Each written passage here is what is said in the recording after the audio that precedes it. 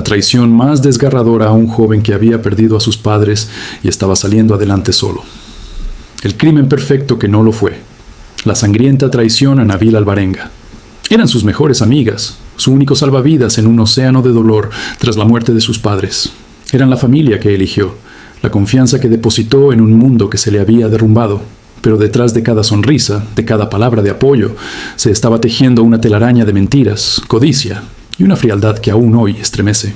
Esta es la historia de Nabil Alvarenga, un joven con un futuro brillante en la informática, y de cómo las dos personas en quienes más confió planearon fríamente arrebatarle no solo su herencia, sino su propia vida. Esta es una investigación sobre la traición más íntima. Advertencia: contenido sensible. El siguiente relato está basado en hechos reales. Contiene descripciones detalladas de planificación criminal, manipulación psicológica, violencia y traición. Está dirigido a un público adulto y puede herir la sensibilidad de algunos espectadores. Se recomienda discreción. La vida de Nabil Alvarenga, hasta sus 19 años, podía leerse como la de un joven con un futuro prometedor, aunque marcado por la tragedia. Nacido y criado en Argentina, hijo de padres trabajadores que habían emigrado con la esperanza de un porvenir mejor, Nabil mostró desde muy temprano una afinidad natural con la tecnología. Mientras otros niños jugaban en la calle, él desarmaba viejos radios y, con el tiempo, aprendió a programar por su cuenta. Su habitación, en un modesto departamento en las afueras de la ciudad, se convirtió en su santuario. Un laberinto de torres de computadoras, pantallas, cables y componentes electrónicos que él mismo ensamblaba, reparaba y optimizaba. No era un hobby. Era una pasión que devoraba manuales, tutoriales en línea y cualquier curso que pudiera encontrar.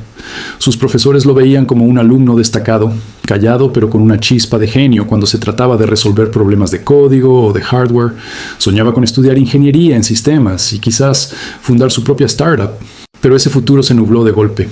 En un lapso devastadoramente corto, Nabil perdió a ambos padres.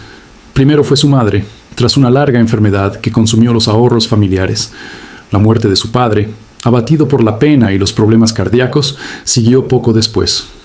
De la noche a la mañana, Nabil se encontró completamente solo en el mundo, a cargo de un departamento semivacío y con el peso abrumador de una soledad que no conocía. Era un joven adulto legalmente, pero emocionalmente era un adolescente herido, vulnerable y a la deriva. La herencia material era escasa, salvo por un detalle crucial: la póliza de seguro de vida que su madre, con previsión, había mantenido. Tras un tortuoso proceso burocrático, una suma considerable de dinero llegó a la cuenta bancaria de Nabil. Era un salvavidas económico, el capital para sus estudios y para recomenzar, pero también se convirtió, sin que él lo supiera, en un imán para los depredadores. En medio de ese desierto emocional, dos rostros se presentaron como un oasis: Laura y Valeria. Eran pareja, y para Nabil se habían convertido en sus mejores y únicas amigas. Se conocían del barrio, de la facultad. Laura, en particular, era el centro del universo emocional de Nabil. Él estaba profundamente enamorado de ella. Una atracción complicada, dolorosa, dado que Laura estaba en una relación con Valeria, pero que él llevaba en silencio, confundiendo perhaps su necesidad afectiva con amor. Para Nabil, ellas eran su ancla. Lo invitaban a salir, lo escuchaban, llenaban el silencio atronador del departamento con su presencia. Le hacían sentir que, aunque no tenía familia, tenía un lugar. Le decían que eran su hermandad elegida. Nabil, en su ingenuidad y desesperación por pertenecer, creyó cada palabra. Lo que Nabil no podía ver era la dinámica real detrás de esa fachada. Laura y Valeria no eran el refugio idílico que aparentaban. Su relación tenía sus propias fracturas, tensiones económicas y ambiciones materialistas. La noticia del dinero del seguro de Nabil no pasó desapercibida para ellas. Lo supieron por comentarios casuales del propio joven, quien, en su necesidad de compartir, les habló de ese respiro que le daba la vida para poder estudiar. Para Laura y Valeria, esa suma no era un respiro, era una oportunidad. Un plan comenzó a germinar en sus mentes. Un plan que requería paciencia, actuación y una crueldad calculada. La manipulación se intensificó. Ahora no solo lo consolaban, sino que empezaron a involucrarse más en su vida cotidiana. Le ayudaban, o decían ayudarle, con trámites bancarios, le daban consejos sobre inversiones, se ofrecían a acompañarlo a cualquier gestión. Aprovechaban su confusión y su falta de experiencia en asuntos financieros. Paralelamente, trabajaban para aislarlo aún más. Desalentaban sutilmente otros contactos sociales, criticaban a conocidos que podrían acercarse a él, reforzaban la idea de que solo ellas eran leales. Nabil, cada vez más dependiente emocionalmente, tragaba el cebo. Su mundo se reducía a su cuarto lleno de tecnología y a la presencia de estas dos mujeres. El punto de inflexión llegó cuando Laura y Valeria, tras muchas conversaciones de preocupación por el bienestar de Nabil, le propusieron un arreglo práctico, que les diera poder notarial o acceso conjunto a su cuenta, por si le pasaba algo, argumentaban. «Estás solo, Nabil. Si tienes una emergencia médica, alguien tiene que poder mover tu dinero para ayudarte», le decía Laura con una preocupación teatral. Nabil, aunque incómodo, se resistió. Algo en su instinto, quizás un último resquicio de autopreservación, le dijo que no. Esa negativa enfrió el ambiente. Las sonrisas de sus amigas se volvieron más tensas, las visitas menos frecuentes. Nabil lo interpretó como un enojo por su desconfianza y se sintió culpable. No era más que la frustración de unas planeadoras que veían cómo su presa esquivaba la trampa más obvia. Fue entonces cuando el plan mutó. Si no podían acceder al dinero legalmente, necesitaban un método más definitivo. La conversación, en la intimidad del living de Laura y Valeria, pasó de la manipulación a la conspiración fría. El dinero estaba ahí, en la cuenta de Nabil. Él era el único obstáculo, y era un obstáculo vulnerable, sin familia que lo echara de menos o preguntara por él con insistencia. Empezaron a bosquejar un escenario. La desaparición, no un robo violento en la calle, que podría llevar la investigación hacia desconocidos, sino una partida voluntaria. Nabil, abrumado por la depresión, decide irse, dejar todo atrás. Era creíble. Mucha gente lo había visto triste, solo. Podían forjar mensajes de despedida, vender sus cosas para simular que necesitaba liquidez para un viaje, y quedarse con el botón. Las semanas siguientes fueron un macabro ensayo. Delante de Nabil redoblaban la compasión. «Tienes que salir de esta, Nabil. ¿Por qué no te tomas un tiempo? ¿Un viaje?», sugería Valeria. Le hablaban de lo liberador que sería empezar de cero en otro lado, lejos de los fantasmas de sus padres. Intentaban plantar la semilla de la fuga en su mente. A sus espaldas afinaban los detalles. Estudiaron sus rutinas, sus hábitos. Discutieron métodos. La violencia directa era riesgosa. Podía dejar evidencia forense. Requería fuerza. Buscaron alternativas. El lugar, su propio departamento, era el ideal. Un espacio controlado. El momento, una noche cualquiera, en la que Nabil las invitara a pasar como tantas otras veces. La paradoja era grotesca. Mientras Nabil navegaba sus días entre líneas de código y la sombra de la tristeza, encontrando en la compañía de Laura y Valeria su único consuelo, esas mismas personas dedicaban horas a planear su aniquilación. Evaluaban el valor de sus pertenencias, las computadoras de gama alta, las pantallas, el equipo de streaming.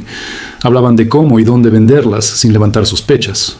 Calculaban cuánto tiempo debería pasar antes de reportar su desaparición, para que pareciera creíble. Todo se reducía a logística y ganancia. La vida de Nabil, su confianza, su amor no correspondido, eran meras variables en una ecuación cuyo resultado final era una suma de dinero. La noche del desenlace se acercaba. Nabil, sintiendo quizás la distancia que él mismo había creado al negarles el acceso a su cuenta, intentó reconciliarse. Les propuso cenar juntos en su casa, como antes. Para él, era un gesto de reparación. Para Laura y Valeria, era la oportunidad que estaban esperando. La invitación cayó en el momento preciso de su cronograma criminal. Aceptaron de inmediato, con una calma que disimulaba la adrenalina del cazador. Esa tarde, Nabil limpió su departamento con un cuidado inusual. Ordenó sus cables, apiló sus manuales, preparó una comida simple. Se vistió con algo mejor que su ropa habitual de estar en casa. Quería que la noche fuera agradable, que volviera a la normalidad de su amistad. Mientras servía agua o revisaba su teléfono, no podía imaginar que, en otro punto de la ciudad, sus dos mejores amigas se estaban preparando de una manera muy distinta. Revisaban listas mentales, se aseguraban de tener coartadas preliminares, se daban instrucciones mutuas en voz baja. No había lugar para los nervios, solo para la determinación fría de ejecutar lo planeado. El sol comenzó a caer sobre la ciudad, tiñendo de naranja los edificios. En el departamento de Nabil, el silencio era solo el preludio. Él esperaba, mirando de vez en cuando por la ventana, ilusionado con la idea de una noche de compañía y tal vez, en lo más profundo, con la vana esperanza de que algo en la mirada de Laura cambiara. Del otro lado de la puerta, pronto sonarían los pasos en la escalera. 2 conjuntos de pasos, no los de sus salvadoras, sino los de sus verdugos. La traición estaba a punto de consumarse. Los pasos en la escalera resonaron con una normalidad engañosa. Cuando Nabil abrió la puerta, allí estaban Laura y Valeria, sonrientes, con una bolsa de supermercado que contenía un postre y una botella de gaseosa. Un gesto común, doméstico, que desarmó cualquier último resquicio de desconfianza. El departamento olía a comida recién hecha. Las computadoras, en su habitación, permanecían encendidas, con líneas de código congeladas en las pantallas, como testigos mudos de lo que iba a ocurrir. La cena transcurrió con una conversación forzada pero amable. Hablaron de temas triviales, de recuerdos intrascendentes. Nabil, eufórico por tenerlas de vuelta, hacía todo lo posible por ser un anfitrión agradable. Laura y Valeria actuaban con una calma estudiada, intercambiando miradas fugaces que Nabil, absorto en su propia felicidad, no captaba. Era la calma antes de la tormenta, una tormenta minuciosamente orquestada. Tras limpiar la mesa, se trasladaron al pequeño living. Nabil se sentó en el sillón, desprevenido. Las mujeres se acomodaron en el sofá frente a él. El ambiente era íntimo, de confianza. El momento perfecto. Fue entonces cuando la máscara se cayó. Sin mediar palabra, el guión planeado se puso en marcha. No hubo discusión, ni confesión, ni un estallido de violencia impulsiva. Lo que siguió fue la ejecución fría de un plan. Valeria, quizás la de carácter más determinante en la dupla, fue la que inició la agresión física. Se abalanzó sobre Nabil, quien, atónito, no opuso resistencia inicial, incapaz de procesar que sus amigas lo estaban atacando. Laura, después de un instante de vacilación que se evaporó en segundos, se unió. La fuerza de 2 contra 1, sumada al elemento sorpresa, fue abrumadora. La escena degeneró en una lucha silenciosa y brutal. No hubo gritos que alertaran a los vecinos, solo jadeos ahogados, el ruido de muebles golpeados y el sonido sordo de los impactos. Nabil, finalmente entendiendo el horror, intentó defenderse, pero ya era tarde. Las mujeres utilizaron lo que tenían a mano, incluyendo objetos del propio departamento. La traición se consumó con una ferocidad que dejó el lugar marcado por la violencia. Cuando cesó la lucha, Nabil Alvarenga yacía sin vida en el piso de su hogar, el lugar donde había soñado con un futuro en la tecnología, rodeado de las personas en quien había depositado toda su fe. Acto seguido, Laura y Valeria entraron en la segunda fase de su plan, la limpieza y la puesta en escena. Con meticulosidad enfermiza, procedieron a limpiar cualquier rastro evidente de la agresión. Sabían que el tiempo era crucial. Su objetivo era fabricar la narrativa de la desaparición voluntaria. Trasladas el cuerpo, lo envolvieron y, en la oscuridad de la noche, lo sacaron del edificio con una frialdad escalofriante, utilizando probablemente el auto de una de ellas. Eligieron un lugar apartado, un terreno baldío o una zona descampada en las afueras, y abandonaron el cuerpo, confiando en que la intemperie y el tiempo hicieran su trabajo dificultando la identificación. De vuelta en el departamento, la tarea continuó. Necesitaban que pareciera que Nabil se había ido por sus propios medios. Empacaron algunas de sus prendas de vestir y objetos personales para hacer creíble la partida. Pero su avaricia, sin embargo, no pudo esperar. El móvil del crimen había sido el dinero, y ahora necesitaban materializar esa ganancia. En cuestión de días, incluso antes de reportar su desaparición, comenzaron a vender el patrimonio más tangible de Nabil, su equipamiento tecnológico, con una osadía que demuestra su creencia en la impunidad. Publicaron las computadoras, las pantallas de alta definición, las consolas, las placas de video y el resto del hardware en grupos de compra-venta de Facebook y Mercado Libre. Utilizaron sus propias cuentas sin ningún reparo. Vendo PC Gamer, casi nueva. Monitor 4K, excelente estado, escribían. Los precios eran atractivos, lo que generó rápido interés. Intercambiaban mensajes con potenciales compradores, acordaban encuentros en plazas o estaciones de tren. Mientras la familia extensa de Nabil, primos, tíos lejanos, empezaba a preguntarse por su paradero al no responder mensajes, los objetos fruto de su pasión circulaban por la ciudad, manchados por un origen que los compradores ignoraban. La desaparición fue formalmente reportada por un familiar varios días después, cuando la falta de noticias se volvió alarmante. Laura y Valeria, por supuesto, se presentaron ante las autoridades como las amigas preocupadas. Interpretaron su papel a la perfección. Angustiadas, colaboradoras, contaron la historia preparada.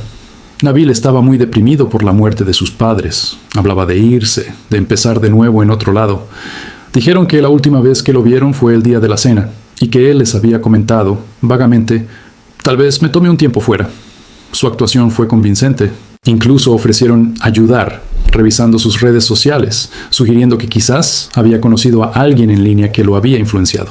Sin embargo, los investigadores de la Unidad Fiscal de Homicidios no tragaban entero. Varias cosas no cuadraban. Primero, el perfil de Nabil. Un joven metódico, amante de su equipo, con proyectos a medias. No era el perfil clásico de quien abandona todo de un día para otro sin decirle a nadie, dejando atrás sus posesiones más valiosas. Segundo, la velocidad con la que sus bienes estaban apareciendo en el mercado. La policía, en sus averiguaciones, revisó los círculos conocidos de Nabil y pronto dieron con los anuncios online. Al rastrearlos, las cuentas llevaban directamente a Laura y Valeria. Este fue el primer hilo que comenzó a desenredar la madeja. Cuando los investigadores confrontaron a las mujeres sobre la venta del equipo, su explicación fue torpe y cambiante. Primero dijeron que Nabil se los había encargado vender antes de irse. Luego, que él les había dado permiso para usarlos, y al no volver, ellas decidieron venderlos. Las inconsistencias eran flagrantes.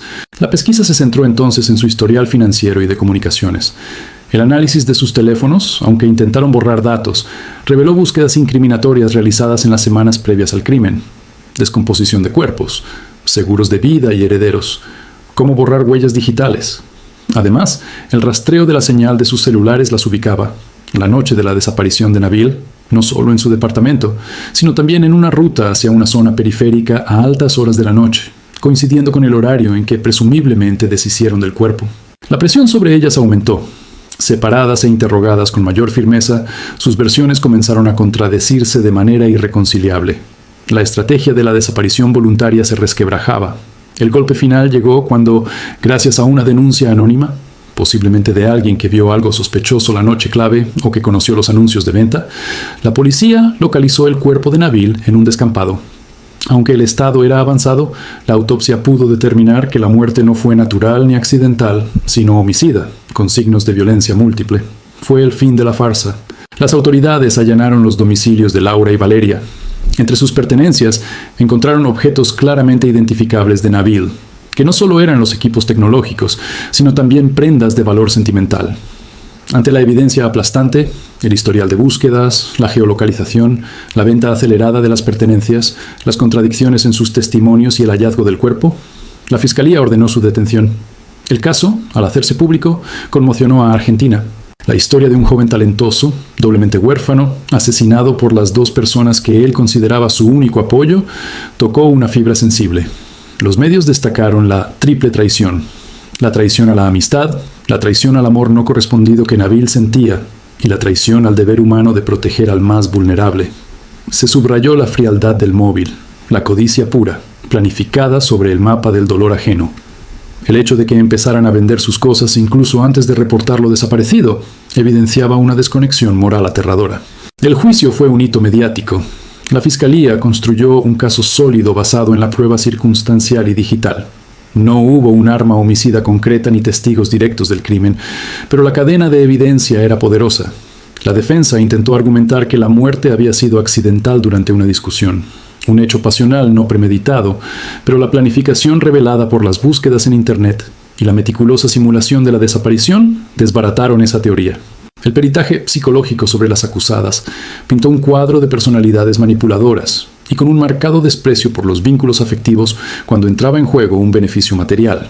El veredicto fue contundente: culpables de homicidio agravado por alevosía, por la elaboración del plan, por el vínculo, ya que eran personas de su círculo íntimo de confianza, y por codicia, recibieron sentencias de prisión perpetua.